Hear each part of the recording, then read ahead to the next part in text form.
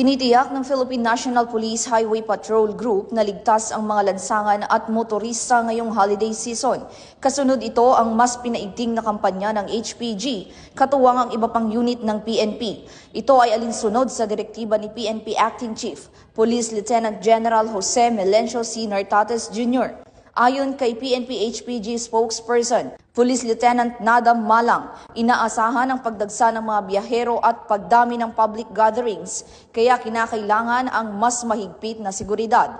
Magpapakalat ang HPG ng 4 hanggang 6 na checkpoints sa Metro Manila, habang tig-6 na checkpoints naman ang ilalagay sa Central Luzon at Calabarzon bilang pangunahing gateway papasok at palabas ng NCR.